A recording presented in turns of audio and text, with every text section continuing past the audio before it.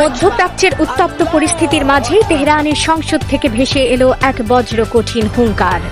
দীর্ঘদিনের আন্তর্জাতিক পরমাণু অস্ত্র বিস্তার বিরোধী চুক্তি বা এনপিটি থেকে স্থায়ীভাবে বেরিয়ে যাওয়ার হুঁশিয়ারি দিয়েছেন ইরানের প্রভাবশালী সংসদ সদস্যরা। বন্ধুত্বের টেবিলে বসে আর কতদিন মার খেতে হবে, এমন প্রশ্ন এখন তেহরানের অলিতে গলিতে।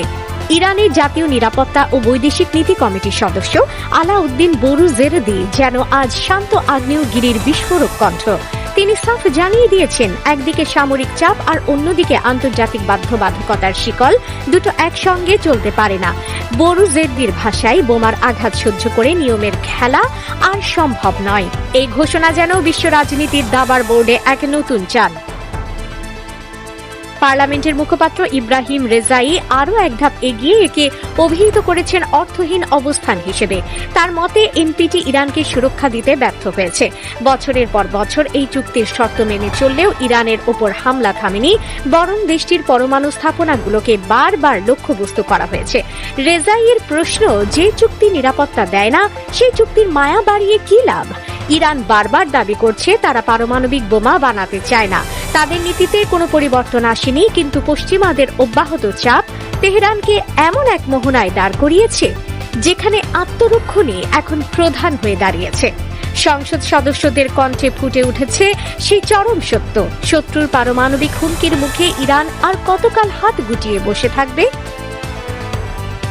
পরিস্থিতি আরও বিষিয়ে তুলেছে আন্তর্জাতিক পরমাণু শক্তি সংস্থার মহাপরিচালকের একটি বিতর্কিত মন্তব্য।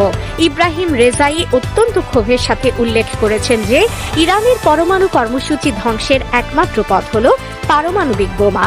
এমন উস্কানিমূলক কথা শুধু বিপজ্জনকই নয়, বরং আন্তর্জাতিক কূটনীতির কফিনে শেষ পেরেক ঠুকে দেয়া শামিল। ইরানি এমপিদের তুন থেকে এবার বেরিয়েছে সমালোচনার তীক্ষ্ণ বাণ। তারা মনে করিয়ে দিয়েছেন আমেরিকা নিজেই প্রায় 60টি আন্তর্জাতিক চুক্তি ও সংস্থা থেকে বেরিয়ে গেছে, কিন্তু ইরান যখন নিজের অস্তিত্ব রক্ষায় এনপিটি ছাড়ার কথা বলে তখন পশ্চিমা বিশ্ব কেন আটকে ওঠে?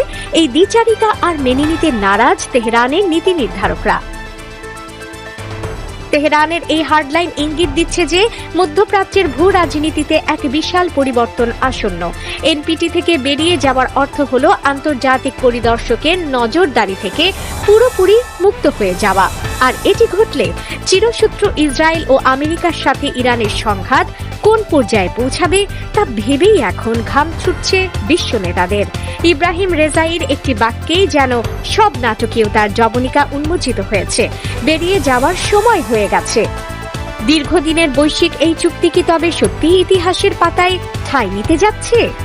ইরান কি তবে সত্যিই তার কক্ষপথ বদলে ফেলল?